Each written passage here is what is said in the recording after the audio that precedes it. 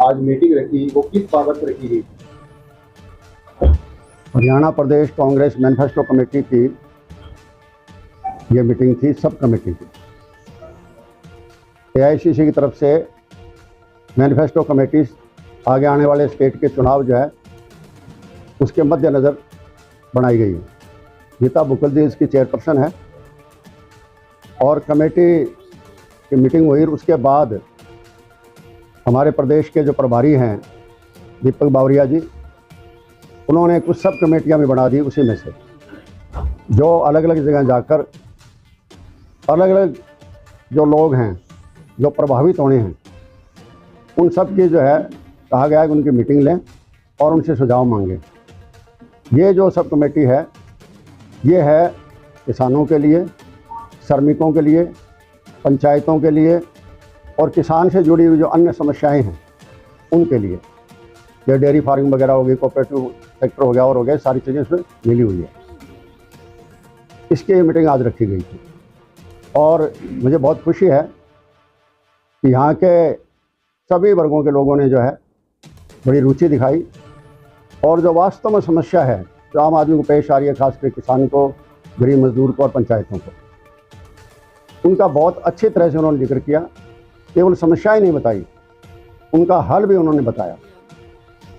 जैसे घग्गर ड्रेन का जिक्र आया प्रमुखता से, घग्गर नाली का और रंगोई नाले का और ओटू का और सेम का। वाकई में ये बहुत बड़ी समस्याएं हैं कि फैलती जा रही है। अकेला सरसा में रह गई है, फतेहाबाद के अंदर भी ये समस्या है और कई जिलों में ये समस्या है। बहुत बड़ा मुद्दा था और ये जो बातें आई हैं सभी, इसी तरह श्रमिकों की बात आई कि मनरेगा के दिन बढ़ाए जाएं और साथ में उनका वेतन बढ़ाया जाए। पंचायतों की पावर बढ़ाई जाए, जिस तरह से आज भाजपा सरकार ने, मोदी सरकार ने पंचायतों की मतलब एक किस्म की सारी पावर छीन ली है और जुम्मेवारियां बहुत ज़्यादा डाल दी गई है और पावर कोई है नहीं। सर, मैनिफेस्टो के अंदर युवाओं के लिए कितने क्या सुझाव आए हैं? और नहीं, युवाओं के भी आए हैं, बेरोजगारी संबंधित भी आए हैं, शिक्षा से संबंधित भी आए हैं और आरोग्य से संबंधित भी आए हैं, हेल्थ से संबंधित भी, ऐसी कई चीज़ें आई है। वो भी जो है, क्योंकि मैं अकेला सब कमेटी का नहीं, मैं कमेटी का भी मेंबर हूँ, स्टेट कमेटी का भी, और साथ में बाद में जो है इन मैनिफेस्टो की ड्राफ्ट करने के लिए कमेटी बनी है 5 मेंबरी, उसमें भी हूँ। तो मेरा पूरा प्रयास रहेगा कि जो यहाँ के लोगों ने अलग अलग वर्ग की समस्याएं जो रखी है उनको सबको जो प्रमुखता से उस मीटिंग में उठाना और आगे आने वाले मैनिफेस्टो में उनको जुड़वाने का काम प्रयास रहेंगे मेरे। बाकी तो सारा का सारा काम जो कमेटी भी करेगी और अंतिम फैसला जो ड्राफ्टिंग कमेटी करेगी, उसके बाद फिर ये एआईसीसी के पास भी जाएगा, उनकी मंजूरी के बाद जो फिर ये प्रिंट मीडिया में आएगा। ये संतोष सिंह जी, आपका कितने दिन का टारगेट है, कितने दिन में आप ये रिपोर्ट तैयार करके ऊपर इस्तेमाल करेंगे? देखिए, अभी हमें फिलहाल ये नहीं कहा गया है कि फलां तारीख तक कर लें, ये कहा है कि ज़्यादा से ज़्यादा लोगों तक आप पहुंचने की कोशिश करें, ज़्यादा से ज़्यादा जो है मीटिंग लें और ज़्यादा जो लोग जाएँ, क्योंकि कई जगह कोई समस्या ऐसी होती है, कुछ क्षेत्रीय समस्याएं होती है, अकेली स्टेट के नहीं, कुछ इलाकों की विशेष भी होती है। तो इस तरीके से प्रयास चल रहा है कि सारी स्टेट के अंदर अलग अलग विभागों से संबंधित जितनी कमेटियाँ बनी है वो सब कमेटियाँ वो मीटिंग ले रही है सारी, और जब सबकी रिपोर्ट्स आ जाएगी, ये तो हमारी सब कमेटी की चेयरपर्सन और दीपक बावरिया जी हमारे इंचार्ज हैं, जनरल सेक्रेटरी हैं, जो वो बाद में निर्णय लेंगे। इस तारीख तक ये फाइनल रिपोर्ट हमारे पास आ गई है और उसके बाद वो कमेटी में डिस्कस हो जाएगी और फिर ड्राफ्टिंग कमेटी में जाएगी और अंतिम फैसला हो जाएगा। आपको कितने जिलों का दिया हुआ है? तो इसमें जिले नहीं दिए हुए हैं, जिले नहीं दिया, सारी स्टेट दिए, कहीं भी आप मीटिंग करें, जितना जो कर सकते हैं। फिर ये नहीं है कि मैं ही लूँ, और जो मेंबर हैं, सब कमेटी के मेंबर हैं, वो भी जाएं और जा भी रहे हैं, अलग अलग रूप में जा रहे हैं।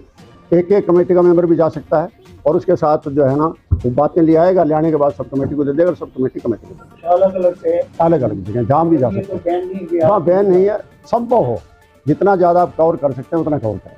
पूरे हरियाणा का एक ही मैनिफेस्टो बनेगा या जिला वाले मुद्दे भी शामिल किए जाएंगे? देखिए, मैन तो एक बनेगा, मैन तो एक बनेगा, स्टेट का बनेगा, और उसके बाद पार्टी की सोच है कि खास करके हमारे जनरल सेक्रेटरी इंचार्ज की कि अलग अलग जिलों तक भी पहुँचे, उनके यहाँ तक सोचती है हम हल्कों तक भी जाएँ वो आगे निर्णय होगा क्या होना क्या नहीं होना। एक बार तो ये स्टेट का मैनिफेस्टो तो बने बनेगा, उसके बाद इसको कहाँ तक ले जाते हैं वो अंतिम निर्णय जो हमारे जनरल सेक्रेटरी लेंगे।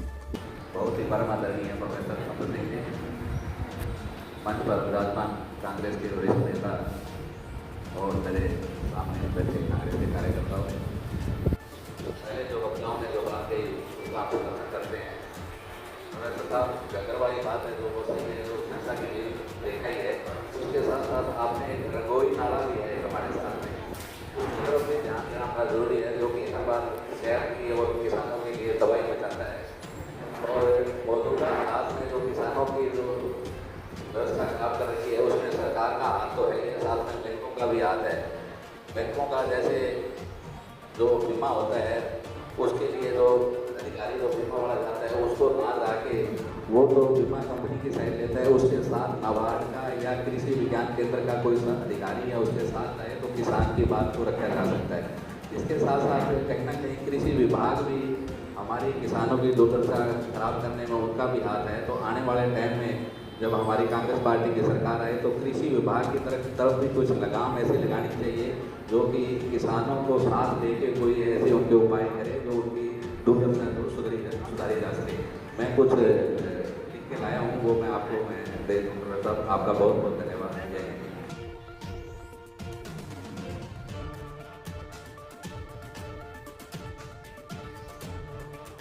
दोनों तरफ पानी सेम, जब भी बरसात आएगी चारों तरफ पानी पानी नजर आएगा। फिर हांसी से आगे है, रोहतक से आगे है, मैम वाली साइड में है और गांव वाली साइड में।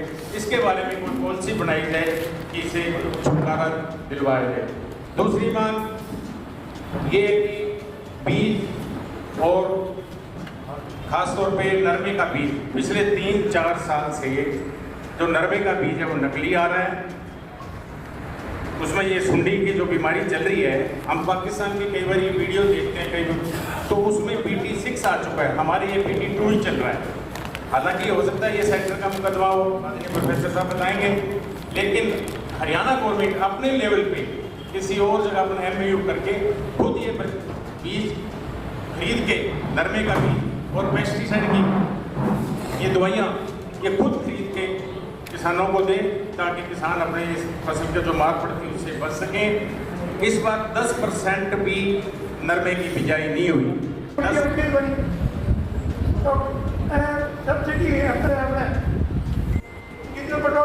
चाहिए और किसान ने सही तरीकों से मिलना चाहिए, किसान ने सही तरीकों से मिलना चाहिए और इसको रेट बदले देने अब पेट करे और भी टूट रहा जी सारा बापू तो भैया को टंगियों के लिए लेने को ले लो अब दुकान लेने की बनी तो सोचना पड़ा सारा तो अपन सोचना भी अपन खेती है जितने की मांग है पूरे की नाली टूट जाए तो दुकान का काम टूट जाए इधर की फसल टूट जाए पटवाले में कोई हाल हो गए कितना कर टूट गया अरे बारह 70 में टूट गया 30 में टूट गया ये क्या पूरी जांच करी जाए पूरा में कोई ध्यान दिया जाए। पूर्व मंत्री आज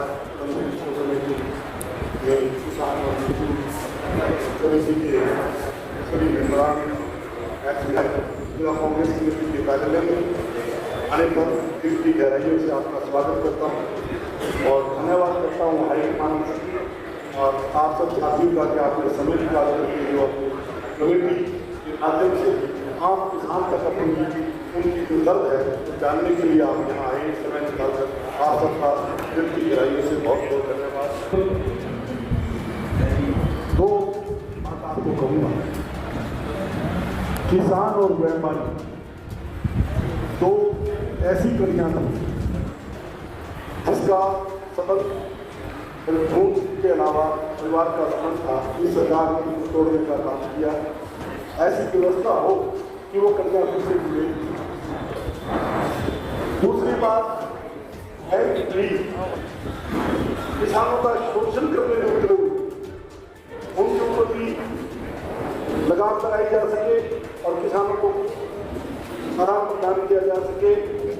और तीसरा जो हमारा घग्गर नदी है, अगर इसकी प्रॉपर सिंचाई कर दी जाए तो हमारा जो ये इलाका है पूरे का पूरा इलाका इसमें से और भी नहरें निकाली जा सकती हैं और भी इस इलाके को सिंचाई करके मजबूत किया जा सकता है हमारे इस इलाके को, क्योंकि यहाँ हमारे पास कोई इंडस्ट्री नहीं है इस इलाके में, ना कोई हमारे पास बड़ा उद्योग है। यहाँ तो ये कृषि उद्योग है और कृषि सब कुछ है हमारा। तो हमें तो पानी चाहिए, चाहे वो दिखानिया ग्रिड चैनल की बात हो, चाहे वो कोडिया की या अन्य नहरों की बात हो, बेबू की नहर की बात हो, तो नहरों का जो हमें तो पानी चाहिए। हमारी जमीन आदरणीय संपत सिंह जी, आप हमारे बेबू गांव से कंगनपुर की तरफ और इस तरफ निकल जाओ, टोटल जमीन बंजर होती जा रही है। दड़वा की तरफ आप जाएंगे, पूरा इलाका सेम केंद्र होता जा रहा है। तो हमारा जो इलाका है इसके अंदर केवल मात्र किसानों को, किसान के अलावा ये इलाका ना तो खैर करता है ना इसके किसान करते हैं। तो आप यहाँ आए हैं और किसानों का दर्द जानने के लिए आए हैं। तो हमारे इलाके में सेम का, कहीं तो सेम का बुरा हाल है, कहीं सूखे का बुरा हाल है। पानी 550-600 फुट तक चला गया और वो भी बढ़िया पानी नहीं है। तो मैं आपसे विनती करूंगा कि हमारी इस घाघर की खुदाई जो है वो बढ़िया खुदाई करी जाए। पंचायत को उसको भी हमें बढ़ाना चाहिए और दूसरा जो है पंचायत के अधिकारों में वृद्धि की जानी चाहिए, जिससे कि अब तक जो सीमा बांध के रखा है भारतीय जनता पार्टी ने, उसे हटाकर जो है पंचायतों को अधिक से अधिक सरपंचों को सुविधा दी जानी चाहिए। तीसरा जो है पंचायत चुनाव निश्चित अवधि के अंदर करवाया जाना चाहिए। कोई समय नहीं है सरकार के पास पंचायत चुनाव करवाने का, चाहे नगर परिषद की बात करूँ तो भी जो है आज तक 7-8 साल से शिक्षा का भी नगर परिषद का चुनाव पेंडिंग है और भी कई जिलों के चुनाव पेंडिंग है। इस तरह से जो है अगर हमें जनता को ज़्यादा से ज़्यादा बेनिफिट दिलवाना है तो जो है पंचायत का समय पे चुनाव होना बहुत जरूरी है। इसके बाद जो है मैं बात अगर मजदूरों की करूँ, केंद्र से